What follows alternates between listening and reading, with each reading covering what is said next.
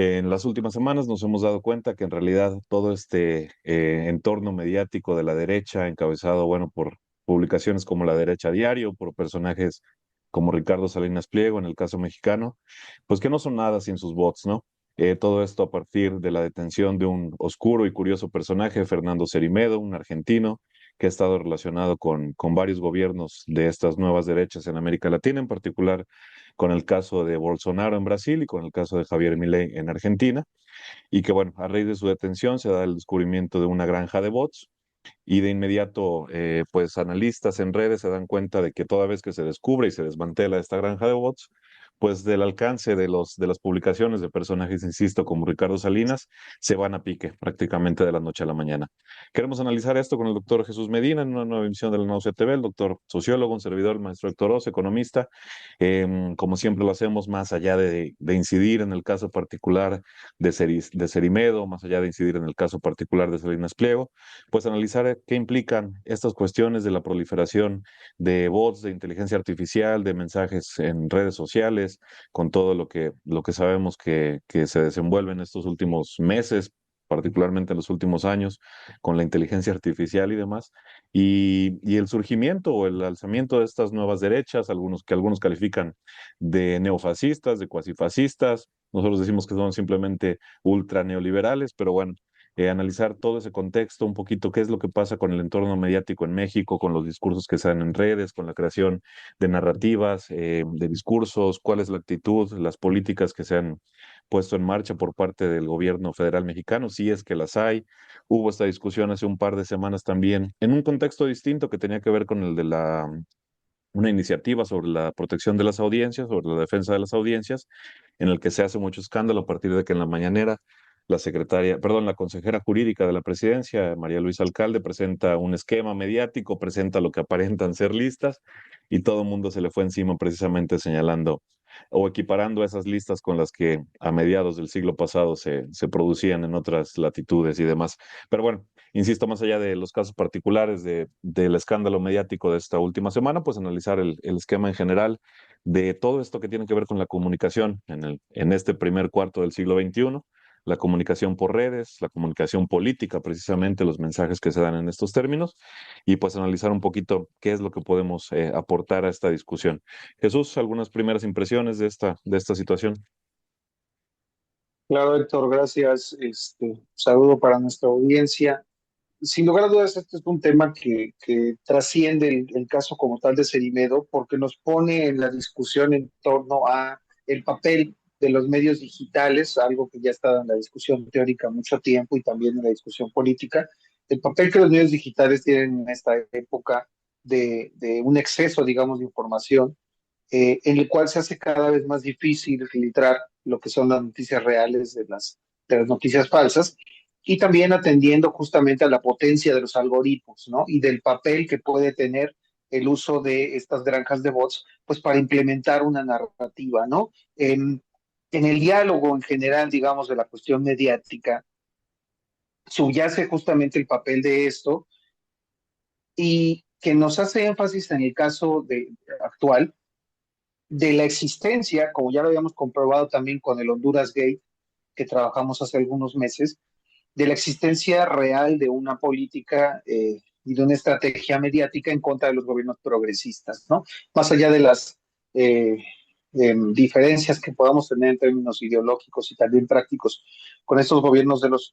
progresistas, lo cierto es que sí hay una estrategia mediática dirigida, podríamos decir, tal vez desde Washington, para implementar narrativas. Y el caso actual es evidente porque, bueno, Cerimedo cae para empezar, pues por un caso ajeno a estas cuestiones políticas per se, porque fue por el intento de homicidio de su expareja,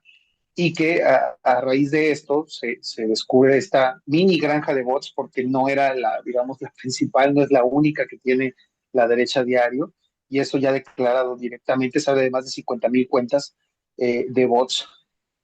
que están, digamos, al servicio de esta red, y que a partir también de las declaraciones de su expareja, se habla incluso de una política directa en contra de Claudia Sheinbaum, ¿no? Esto concuerda con lo que veíamos en el Honduras Gate, del ataque a Petro, a Lula y a Sheinbaum, ¿no? Una vez caído Petro, pues quienes siguen son Lula y es interesante ver justamente el análisis de redes, porque bueno, lo que se ha estado haciendo mayor énfasis es que tras la detención de Cerimedo, las redes de Milei, por ejemplo, subieron efectos considerables, bajando su protagonismo de 13 millones de menciones a 3.7, según datos de la consultora Ad hoc. Y lo mismo pasó con Salinas Pliego, quien bajó, según algunos portales, cerca del 50% en publicaciones, en likes y en visualizaciones. Esto es lo que nos habla justamente es de todo un esquema mediático construido para hacer eco de las narrativas de este tipo de personajes y que si a esto le sumamos, Héctor, eh, la existencia de redes como podría ser, por ejemplo, la red Batalla Cultural, que aparte de manchar el legado conceptual de Antonio Gramsci en términos de hegemonía, pues abiertamente buscan manipular la opinión pública por medio de frases vacías, capaces de convencer a adolescentes mentales ingenuos de cualquier edad, no adolescentes propiamente, con la supuesta conspiración, ¿no? De esta agenda woke mundial, de la agenda 2030, todos estos planes de las élites oscuras para manipular las buenas conciencias tradicionales, pues lo que nos refleja es eso, un problema central que está en toda la discusión en redes sociales, y eso es qué tan cierta es la información que tenemos en términos políticos. Creo que esto se vuelve preocupante, Héctor, y con eso también me gustaría escuchar tus impresiones, porque en este entorno se vuelve difícil delimitar quiénes son los enemigos exactamente. Lo que pasó con la lista, que no es lista según Claudia Sheinbaum, de Luisa María Alcalde, es que si bien hace un análisis de nodos, de dónde salen las noticias, cómo se reproducen en la red, tiende a llevarse también de por medio a periodistas y a medios que no están al servicio de esa red de derecha y cuyas críticas a los gobiernos progresistas son genuinas. Podemos estar o no de acuerdo con ellas, pero no están impulsadas por una agenda monetariamente dirigida por la derecha internacional, ¿no? Entonces, flaco favor se le hace al combate a la derecha con atacar estos otros sectores que desde una postura crítica genuina pues establecen revisiones a los gobiernos progresistas, ¿no? Vamos a poner ejemplos concretos. Mira, pienso en uno que a lo mejor se me critique desde ambos lados del espectro político. Pienso, por ejemplo, en Carmen Aristegui, una reconocida periodista mexicana, al menos de nombre, ¿no? En realidad, creo que difícilmente se podría decir que ella forma parte de este esquema mediático, de este entorno, de este ecosistema construido por estas nuevas derechas. Es una periodista liberal, democrática, tradicional, que se volvió crítica en el momento de la Cuarta Transformación, denunciando cuestiones como la autocracia, el autoritarismo, que podemos debatir largo y tendido, pero simple y sencillamente, pues es un periodismo de investigación que por otra parte ha revelado cuestiones importantes como lo del huachicol fiscal, entre otros casos, ¿no? Que también han sido minimizados por parte del gobierno federal o simple y sencillamente han sido ignorados. Como tú dices, aglutinando todo este conjunto de denuncias en contra de la Cuarta Transformación con discursos que son mucho más sencillos, que son discursos que están evidentemente relacionados con esta creación de nuevas narrativas a la que tú haces referencia. Yo creo que largamente hemos ignorado el tema de la comunicación política. Es un tema al que pues nosotros como interesados en este tema no le habíamos puesto o no le hemos puesto quizá la atención necesaria en términos, bueno, de que es un fenómeno relativamente reciente. Si bien, por ejemplo, se hablaba de que en el 2009 la campaña de Obama fue de las primeras que utiliza masivamente las redes sociales, pues lo cierto es que ya en la segunda década en la segunda década de este siglo, pues es inevitable ya acudir a eso. Y lo que vemos efectivamente, yo creo que, digamos, para dar un análisis más general, más allá del caso concreto de este personaje que se me sigue olvidando su apellido, de este argentino, es que son precisamente las derechas las que mejor han sabido articular este tipo de discursos, este tipo de narrativas. Haciendo el paréntesis, por otro lado, de que en realidad lo que ocurre en la República del antes Twitter, en la hora X, no es lo que pasa en las calles, pero no deja de ser significativo, no dejamos no lo minimizamos por eso, ¿no? Por aquí tenía unos datos así muy sencillitos. Facebook ya no es la plataforma preferida, pero en México hay prácticamente 100 millones de cuentas de Facebook, 100 millones de cuentas de TikTok. Y en X, en Twitter, que es donde más se reproducen estos discursos, la cifra cae radicalmente, solamente hay 16 millones de cuentas. Y eso no quiere decir 16 millones de usuarios, eso serían muchísimo menos, ¿no? Pero evidentemente se polariza el discurso, se polariza el debate. Entonces, bueno, regresando al punto, yo creo que lo que tenemos que analizar es que son precisamente estas derechas las que han sabido articular estos discursos, estas nuevas narrativas, personajes como Milei, se deben, no voy a decir en un 100%, pero en una buena medida a este tipo de discursos, a este tipo de influencers. En el caso argentino son varios los que podemos mencionar, que Agustín Laje, que Danán, en fin, un ecosistema que se monta a partir de un personaje, a partir de una idea. Por otra parte, ideas muy sencillas, como la de los gobiernícolas, ¿no? Como la de la motosierra. O en el caso de México, ideas que son tan absurdas, tan vacías de sentido, como la del narcogobierno, ¿sí? Entonces, esos conceptos que, como tú decías, están dirigidos a adolescentes intelectuales, a personas con poca madurez en términos políticos, ya no digamos en términos simplemente etarios, son las que están precisamente pensadas en construir sentidos comunes, y eso es lo complicado, ¿no? Veíamos, por ejemplo, la semana antepasada también como, o bueno, a principios de este mes, cómo Trump revive el fantasma del comunismo. Vamos, comunismo podríamos debatir si existe en China, en Cuba seguramente no podríamos decir que eso es lo que sobrevive, pero revivir ese fantasma, revivir esa idea es precisamente eso, una idea muy sencilla que puede calar, que tiene repercusiones y que sirve precisamente para construir y reproducir estos discursos, ¿no? Que, insisto, son discursos en buena medida basados en fake news, basados en ideas sencillas, en ideas que son bastante fácilmente trasladables, que no llevan a la raíz de las causas, de los problemas sociales, de los problemas políticos, pero que ganan la calle, ¿no? Ya no la calle literalmente, sino la calle o las avenidas de las redes, las avenidas de estos contenidos que se vierten ahora por internet, ¿no? Claro, claro, y a ver, es que aquí justamente lo que hay que atender, Héctor, considero, es, en primer lugar, ver el factor, digamos, de base de este tipo de lógicas. Y no hablamos nada más de la cuestión alemana, nazi, de construcción de lo mediático para la manipulación, sino hablamos propiamente eso, del componente que teóricamente fue desarrollado por Gramsci, que también fue desarrollado por la teoría crítica alemana, que es el papel cada vez más importante de la construcción, más bien de la construcción cultural en diferentes dimensiones, antes, digamos, tal vez por la iglesia, por la escuela, etcétera, y hoy cada día más por medios digitales y por inteligencia artificial, el papel que tiene la construcción, que tú decías muy claramente, de sentido común, entendiéndolo no como la acepción cotidiana que ocupamos, ¿no? De ten sentido común y ocupa el puente peatonal y no cruces por la mera calle. No, no, no, no. El sentido común es una revisión intelectual de la realidad que se opone contrariamente, digamos, a una revisión intelectual filosófica más desarrollada. La lógica del sentido común entre el folclore y la religión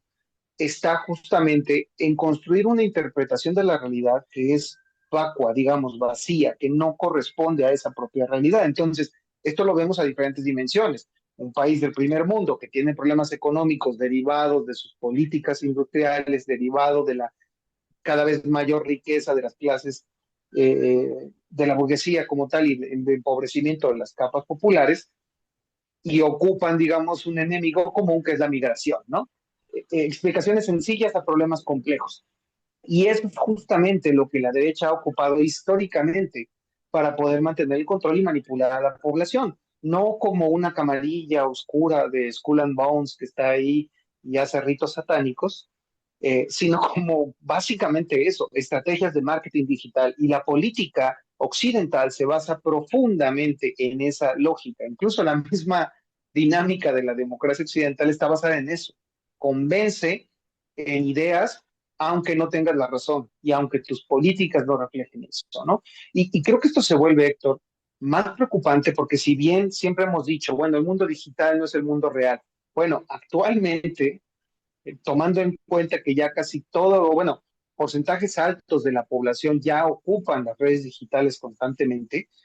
y con el crecimiento de la inteligencia artificial, que ya educativamente hemos hablado también sobre el papel que tienen en las juventudes, ¿no? Que ya se ocupa para básicamente todo. Esto se va a volver un problema muy grave, que sí puede llegar a una lógica de distopías, porque la narrativa que tú estableces en redes digitales tiene una importancia vital para la toma de decisiones en el mundo real. Y el ejemplo claro de esto se da con la importancia que tuvo TikTok en Estados Unidos hace algunos años, de si quién iba a controlar, digamos, esa red digital, toda vez que era de las pocas que no censuraban el contenido, por ejemplo, de Gaza. Es el acceso propio a las noticias y con ello la construcción de narrativas. Y si tú controlas eso, como lo han estado haciendo constantemente, ya no digamos con laje, ya no digamos con este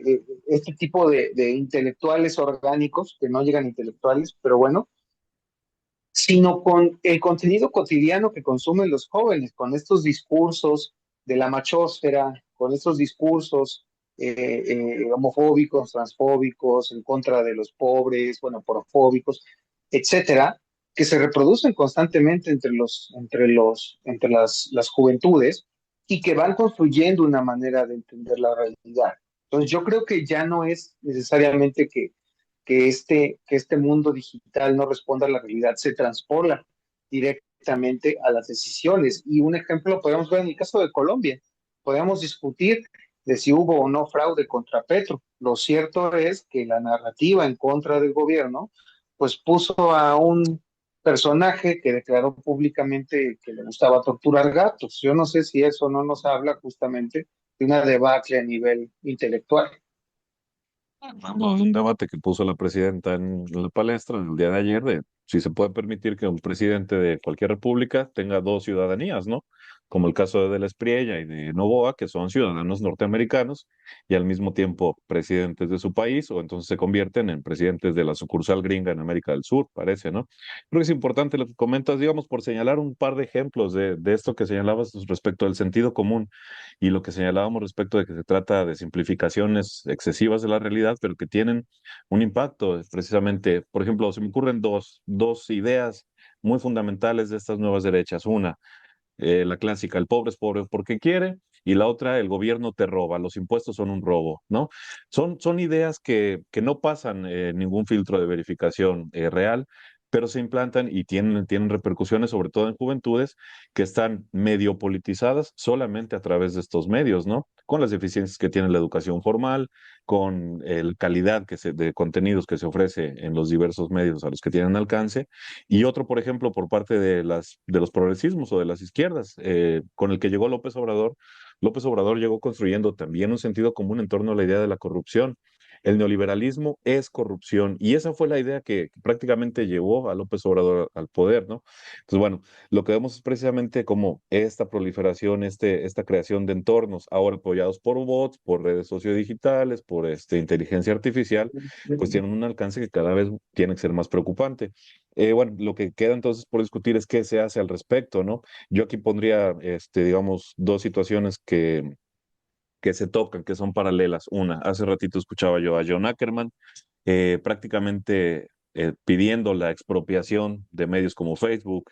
Instagram, TikTok. Digo, eso es imposible en un ecosistema internacional como en el que vivimos, en el que sabemos que precisamente son las multinacionales las que están por encima incluso de las directivas estatales. Entonces, en esos términos, en términos de regulación de redes, se hacen intentos en la Unión Europea, se han hecho intentos parciales en Colombia, precisamente, que seguramente se echen para atrás. En Francia, prohibición del uso a partir, hasta ciertas edades, etcétera, etcétera.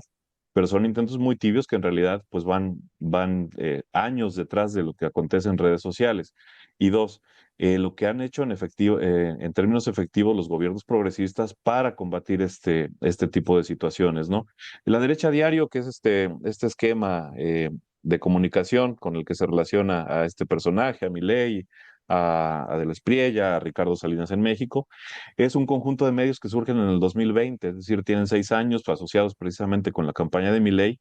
y que si uno se da cuenta, pues en realidad ni siquiera tienen contenido informativo. Son prácticamente bulos, fake news, proliferación de mensajes así sencillos, bullets, atacando siempre a los personajes asociados con la izquierda, con el progresismo, ¿no? La derecha diario surge como contraposición a un proyecto de más larga duración relativamente, que es la izquierda diario, un proyecto que surge en el 2014 por parte de los sectores más de la izquierda en Argentina, pero que tiene que ver no exactamente con una agencia de noticias, sino más bien como una especie de think tank, que es lo que le ha faltado, por ejemplo, a estos progresismos. El caso particular de México, la herramienta que se ha utilizado para combatir este tipo de narrativas es la mañanera. El problema es que la mañanera se inserta dentro de esta misma dinámica en lugar de producir otro tipo de espacios, espacios, qué sé yo, como los que pudo haber ocupado Notimex. Digo, pensemos, por ejemplo, en el caso de la BBC, en el caso de la Deutsche Welle, en el caso de agencias de noticias, que independientemente de que obviamente tienen un signo político, que están asociados con determinadas corrientes, funcionan más o menos como agencias de noticias y como agencias de verificación. En México no tenemos absolutamente nada como eso, entonces el debate se dirime en redes sociales y ese debate que se da en redes sociales simple y sencillamente sirve para polarizar y para confirmar tendencias. Estoy con López Obrador, estoy con Claudia Sheinbaum, estoy con Morena, o estoy con el tío Richie y con Ricardo Salinas porque los gobiernícolas y bla, bla, bla. Pero no hay una comunicación política efectiva, real, no se va a la raíz del problema